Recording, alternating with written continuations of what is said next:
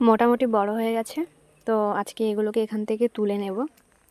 হয়তো তোমরা বলবে যে এখন শীত পড়েছে, না তুললেও হতো, কিন্তু এগুলো আছে না আমার একটা বাগান বিলাসের টবে, আর এদের জন্য আমি বাগান বিলাসে এবারে একদম খাবারও দিতে পারিনি। আর এরা তখন ছোট ছিল, সেই জন্য আমি এগুলো তুলতেও পারিনি। কিন্তু এখন যদি না তুলি তো এগুলো এখানে রাখা যাবে না, আর আমি যে বাগান বিলাস গাছটাতে একদম খাবারও দিতে পারছি না। যা হোক, মানে যা হয় হোক, কিন্তু এগুলোকে এবার তুলে নেব এখান থেকে। ফাইনালি এগুলোকে তুলে নিয়েছি, একটু সাবধানে আর মাটি সহ, যাতে রুটের কোনো সমস্যা না হয়। আপাতত টবে দেব না, এই ছোটো গ্রো ব্যাগগুলোতে এখন বসিয়ে রাখবো।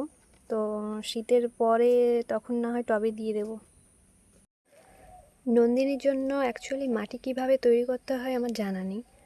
তো আমি যে বাগান বিলাসের জন্য যে মাটিটা তৈরি করেছিলাম, মানে বালি মাটি, ভার্মি কম্পোস্ট আর সিঙ্গেল সুপার ফসফেট দিয়ে, তো এতেই বসিয়ে দেবো ভাবছি। আসলে আমি জানি না মানে মাটি কীভাবে তৈরি করতে হয় নন্দিনীর। বসিয়ে দিলাম, এবার জল দিলেই কাজ শেষ। কেমন হয়েছে?